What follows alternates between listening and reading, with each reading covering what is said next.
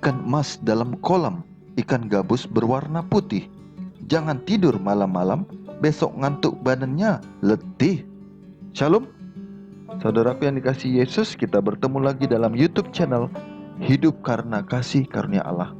Terima kasih atas kebersamaan kita untuk belajar firman Tuhan bersama-sama. Biarlah kita dibangun dalam iman yang semakin kuat melalui pelajaran-pelajaran yang kita pelajari, dan nama Tuhan dimuliakan. Sahabat dalam Yesus, saat ini kita akan belajar firman Tuhan pada hari Sabtu tanggal 4 Juli 2020. Biarlah kita mulai dengan berdoa bersama-sama. Mari kita berdoa. Tuhan yang baik, terima kasih untuk kasih karunia Tuhan sepanjang hidup kami hingga satu pekan ini, dan pada hari ini kami sudah melalui hari yang indah, hari yang penuh kasih karunia-Mu, hari yang penuh berkat dan kemurahan-Mu Bapa. Tuhan, kami akan belajar firman-Mu. Biarlah firman yang Tuhan berikan membawa kami pada pemahaman yang lebih lagi akan kebenaran, kasih, dan kemurahan hati-Mu. Bapa, jadilah kehendak-Mu dalam hidup kami, menjaga kami, memberikan kami perlindungan, tuntunan, kesehatan, dan keselamatan, agar kami selalu bersuka cita, bersyukur atas segala berkat-Mu, memuliakan Engkau, menyembah, dan mengagungkan Engkau selalu. Terima kasih Bapa atas segalanya. Inilah doa dan permohonan kami, di dalam nama Anak-Mu Yesus Kristus, Tuhan dan Penebus kami berdoa dan mengucap syukur selalu. Amin. Sahabat dalam Yesus, renungan malam kita pada hari ini dan satu pekan ke depan berjudul Kesaksian yang Menyenangkan, Kuasa Kesaksian Pribadi. Untuk Sabtu petang ini, kita akan membaca bacaan Alkitab yang akan kita pelajari, kita bahas dalam satu pekan ke depan. Kita mulai dengan Markus 5 ayat 15 sampai 20. Firman Tuhan. Mereka datang kepada Yesus dan melihat orang yang kerasukan itu duduk, sudah berpakaian dan sudah waras. Orang yang tadinya kerasukan legion itu, maka takutlah mereka. Orang-orang yang telah melihat sendiri hal itu menceritakan kepada mereka tentang apa yang telah terjadi atas orang yang kerasukan setan itu dan tentang babi-babi itu. Lalu mereka mendesak Yesus supaya ia meninggalkan daerah mereka. Pada waktu Yesus naik lagi ke dalam perahu, orang yang tadinya kerasukan setan itu meminta supaya ia diperkenankan menyertai dia. Yesus tidak memperkenankannya, tetapi ia berkata kepada orang itu, "Pulanglah ke rumahmu, kepada orang-orang sekampungmu, dan beritahukanlah kepada mereka segala sesuatu yang telah diperbuat oleh Tuhan atasmu, dan bagaimana ia telah mengasihani engkau." Orang itu pun pergilah dan mulai memberitakan di daerah Dekapolis segala apa yang telah diperbuat Yesus atas dirinya, dan mereka semua menjadi heran. Kemudian Markus 16 ayat 1 sampai 11. Setelah lewat hari Sabat, Maria Magdalena dan Maria ibu Yakobus serta Salome membeli rempah-rempah untuk pergi ke kubur dan meminyaki Yesus. Dan pagi-pagi benar pada hari pertama minggu itu, setelah matahari terbit, pergilah mereka ke kubur. Mereka berkata seorang kepada yang lain, "Siapakah yang akan menggulingkan batu itu bagi kita dari pintu kubur?" Tetapi ketika mereka melihat dari dekat, tampaklah batu yang memang sangat besar itu sudah terguling. Lalu mereka masuk ke dalam kubur, dan mereka melihat seorang muda yang memakai jubah putih duduk di sebelah kanan. Mereka pun sangat terkejut. Tetapi orang muda itu berkata kepada mereka, "Jangan takut.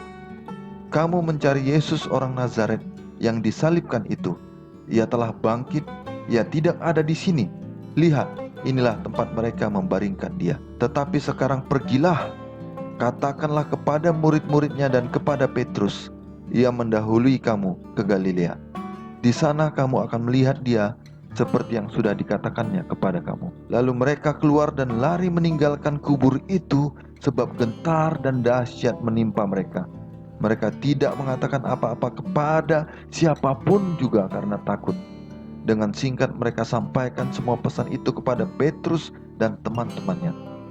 Sesudah itu, Yesus sendiri dengan perantaran murid-muridnya memberitakan dari timur ke barat berita yang kudus dan tak terbinasakan tentang keselamatan yang kekal itu. Setelah Yesus bangkit pagi-pagi pada hari pertama minggu itu, ia mula-mula menampakkan dirinya kepada Maria Magdalena. Daripadanya Yesus pernah mengusir 7 setan. Lalu perempuan itu pergi memberitahukannya kepada mereka yang selalu mengiringi Yesus dan yang pada waktu itu sedang berkabung dan menangis. Tetapi ketika mereka mendengar bahwa Yesus hidup dan telah dilihat olehnya, mereka tidak percaya. Kemudian Kisah Para Rasul 4 ayat 1-20. Ketika Petrus dan Yohanes sedang berbicara kepada orang banyak, mereka tiba-tiba didatangi imam-imam dan kepala pengawal bait Allah serta orang-orang Saduki. Orang-orang itu sangat marah karena mereka mengajar orang banyak dan memberitakan bahwa dalam Yesus ada kebangkitan dari antara orang mati. Mereka ditangkap dan diserahkan ke dalam tahanan sampai keesokan harinya karena hari telah malam. Tetapi di antara orang yang mendengar ajaran itu, banyak yang menjadi percaya sehingga jumlah mereka menjadi kira-kira 5.000 orang laki-laki. Pada keesokan harinya, pemimpin-pemimpin Yahudi serta tua-tua dan ahli-ahli Taurat mengadakan sidang di Yerusalem dengan imam besar Hanas dan Kayafas, Yohanes dan Alexander, dan semua orang lain yang termasuk keturunan imam besar. Lalu Petrus dan Yohanes dihadapkan kepada sidang itu dan mulai diperiksa dengan pertanyaan ini. Dengan kuasa manakah atau dalam nama siapakah kamu bertindak demikian itu? Maka jawab Petrus penuh dengan kuasa Roh Kudus, hai pemimpin-pemimpin umat dan tua-tua, jika kami sekarang harus diperiksa karena suatu kebajikan kepada seorang sakit dan harus menerangkan dengan kuasa manakah orang itu disembuhkan, maka ketahuilah oleh kamu sekalian dan oleh seluruh umat Israel bahwa dalam nama Yesus Kristus, orang Nazaret yang telah kamu salibkan, tetapi yang telah dibangkitkan Allah dari antara orang mati, bahwa oleh karena Yesus itulah orang ini berdiri dengan sehat sekarang di depan kamu. Yesus adalah batu yang dibuang oleh tukang-tukang bangunan, yaitu kamu sendiri, namun ia telah menjadi batu penjuru. Dan keselamatan tidak ada di dalam siapapun juga selain di dalam Dia, sebab di bawah kolong langit ini tidak ada nama lain yang diberikan kepada manusia yang olehnya kita dapat diselamatkan. Ketika sidang itu melihat keberanian Petrus dan Yohanes dan mengetahui bahwa keduanya orang biasa yang tidak terpelajar, heranlah mereka dan mereka mengenal keduanya sebagai pengikut Yesus. Tetapi karena mereka melihat orang yang disembuhkan itu berdiri di samping kedua rasul itu, mereka tidak dapat mengatakan apa-apa untuk membantahnya. Dan setelah mereka menyuruh rasul-rasul itu meninggalkan ruang sidang, berundinglah mereka dan berkata, tindakan apakah yang harus kita ambil terhadap orang-orang ini? Sebab telah nyata kepada semua penduduk Yerusalem bahwa mereka telah mengadakan suatu mujizat yang menyolok dan kita tidak dapat menyangkalnya. Tetapi supaya hal itu jangan makin luas tersiar di antara orang banyak, baiklah kita mengancam dan melarang mereka supaya mereka jangan berbicara lagi dengan siapapun dalam nama itu. Dan setelah keduanya disuruh masuk, mereka diperintahkan supaya sama sekali jangan berbicara atau mengajar lagi dalam nama Yesus. Tetapi Petrus dan Yohanes menjawab mereka, silakan kamu putuskan sendiri manakah yang benar di hadapan Allah, taat kepada kamu atau taat kepada Allah. Sebab tidak mungkin bagi kami untuk tidak berkata-kata tentang apa yang telah kami lihat dan yang telah kami dengar. Kemudian 1 Yohanes 1 ayat 1-3. Apa yang telah ada sejak semula, yang telah kami dengar, yang telah kami lihat dengan mata kami, yang telah kami saksikan, dan yang telah kami raba dengan tangan kami tentang firman hidup, itulah yang kami tuliskan kepada kamu. Hidup itu telah dinyatakan dan kami telah melihatnya, dan sekarang kami bersaksi dan memberitakan kepada kamu tentang hidup kekal yang ada bersama-sama dengan Bapa dan yang telah dinyatakan kepada kami. Apa yang telah kami lihat dan yang telah kami dengar itu kami beritakan kepada kamu juga, supaya kamu pun beroleh persekutuan dengan kami, dan persekutuan kami adalah persekutuan dengan Bapa dan dengan anaknya, Yesus Kristus. Lanjut Galatia 2 ayat 20. Namun aku hidup, tetapi bukan lagi aku sendiri yang hidup, melainkan Kristus yang hidup di dalam aku, dan hidupku yang kuhidupi sekarang di dalam daging adalah hidup oleh iman dalam nama Anak Allah yang telah mengasihi aku dan menyerahkan dirinya untuk aku. Ayat berikutnya, Kisah Para Rasul 26 ayat 1 sampai 32.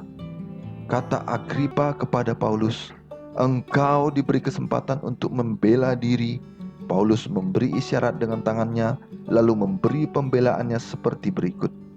"Ya Raja Agripa, aku merasa berbahagia karena pada hari ini aku diperkenankan untuk memberi pertanggungan jawab di hadapanmu terhadap segala tuduhan yang diajukan orang-orang Yahudi terhadap diriku, terutama karena engkau tahu bahwa benar-benar adat istiadat dan persoalan orang Yahudi. Sebab itu aku meminta kepadamu supaya engkau mendengarkan aku dengan sabar. Semua orang Yahudi mengetahui jalan hidupku sejak masa mudaku. Sebab dari semula aku hidup di tengah-tengah bangsaku di Yerusalem. Sudah lama mereka mengenal aku, dan sekiranya mereka mau, mereka dapat memberi kesaksian bahwa aku telah hidup sebagai seorang Farisi menurut mazhab yang paling keras dalam agama kita.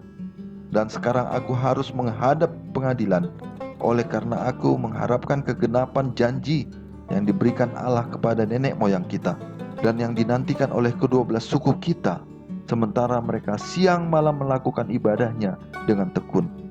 Dan karena pengharapan itulah, ya Raja Agripa, aku dituduh orang-orang Yahudi. Mengapakah kamu menganggap mustahil bahwa Allah membangkitkan orang mati? Bagaimanapun juga, aku sendiri pernah menyangka bahwa aku harus keras bertindak menentang nama Yesus dari Nazaret. Hal itu kulakukan juga di Yerusalem. Aku bukan saja telah memasukkan banyak orang kudus ke dalam penjara setelah aku memperoleh kuasa dari imam-imam kepala, tetapi aku juga setuju jika mereka dihukum mati. Dalam rumah-rumah ibadat, aku sering menyiksa mereka dan memaksanya untuk menyangkal imannya. Dan dalam amarah yang meluap-luap, aku mengejar mereka bahkan sampai ke kota-kota asing. Dan dalam keadaan demikian, ketika aku dengan kuasa penuh dan tugas dari imam-imam kepala sedang dalam perjalanan ke Damsyik, tiba-tiba ya Raja Agripa, pada tengah hari bolong aku melihat di tengah jalan itu suatu cahaya yang lebih terang daripada cahaya matahari, turun dari langit meliputi aku dan teman-teman seperjalananku. Kami semua rebah ke tanah dan aku mendengar suatu suara yang mengatakan kepadaku dalam bahasa Ibrani, "Saulus, Saulus, mengapa engkau menganiaya aku? Sukar bagimu menendang ke galah rangsang." Tetapi aku menjawab, "Siapa engkau Tuhan?" Kata Tuhan, "Akulah Yesus yang kau aniaya itu. Tetapi sekarang bangunlah dan berdirilah. Aku menampakkan diri kepadamu untuk menetapkan engkau menjadi pelayan dan saksi tentang segala sesuatu yang telah kau lihat daripadaku, dan tentang apa yang akan kuperlihatkan kepadamu nanti. Aku akan mengasingkan engkau dari bangsa ini dan dari bangsa-bangsa lain, dan aku akan mengutus engkau kepada mereka untuk membuka mata mereka, supaya mereka berbalik dari kegelapan kepada terang, dan dari kuasa iblis kepada Allah, supaya mereka oleh iman mereka kepadaku memperoleh pengampunan dosa dan mendapat bagian dalam apa yang ditentukan oleh orang-orang yang dikuduskan. Sebab itu ya Raja Agripa, kepada penglihatan yang dari sorga itu tidak pernah aku tidak taat. Tetapi mula-mula aku memberitakan kepada orang-orang Yahudi di Damsyik, di Yerusalem, dan di seluruh tanah Yudea, dan juga kepada bangsa-bangsa lain, bahwa mereka harus bertobat dan berbalik kepada Allah, serta melakukan pekerjaan-pekerjaan yang sesuai dengan pertobatan itu. Karena itulah orang-orang Yahudi menangkap aku di bait Allah dan mencoba membunuh aku. Tetapi oleh pertolongan Allah, aku dapat hidup sampai sekarang. dan memberi kesaksian kepada orang-orang kecil dan orang-orang besar.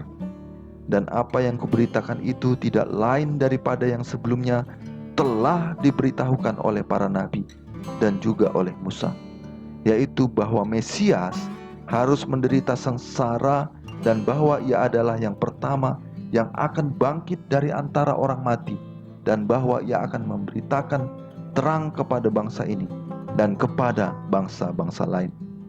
Sementara Paulus mengemukakan semuanya itu untuk mempertanggungjawabkan pekerjaannya, berkatalah Festus dengan suara keras, "Engkau gila, Paulus.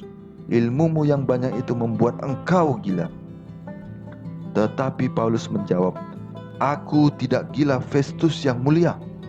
Aku mengatakan kebenaran dengan pikiran yang sehat." Raja juga tahu tentang segala perkara ini. Sebab itu aku berani berbicara terus terang kepadanya. Aku yakin bahwa tidak ada sesuatu pun dari semuanya ini yang belum didengarnya, karena perkara ini tidak terjadi di tempat yang terpencil. Percayakah engkau, Raja Agripa, kepada para nabi? Aku tahu bahwa engkau percaya kepada mereka. Jawab Agripa, hampir-hampir saja kau yakinkan aku menjadi orang Kristen. Kata Paulus, aku mau berdoa kepada Allah supaya segera atau lama-kelamaan bukan hanya engkau saja, tetapi semua orang lain yang hadir di sini dan yang mendengarkan perkataanku menjadi sama seperti aku, kecuali belenggu-belenggu ini. Lalu bangkitlah raja dan wali negeri serta Bernike dan semua orang yang duduk bersama-sama mereka. Sementara mereka keluar, mereka berkata seorang kepada yang lain, orang itu tidak melakukan sesuatu yang setimpal dengan hukuman mati atau hukuman penjara. Kata Agripa kepada Festus, orang itu sebenarnya sudah dapat dibebaskan sekiranya ia tidak naik banding kepada kaisar. Demikianlah ayat-ayat Alkitab yang menjadi bahasan kita satu pekan ke depan. Kiranya kita dibawa pada hikmat yang dari surga dengan membahas firman Allah tersebut. Saudaraku, mari kita membaca bersama-sama ayat hafalan kita satu pekan ini, tertulis dalam Kisah Para Rasul 4 ayat 20.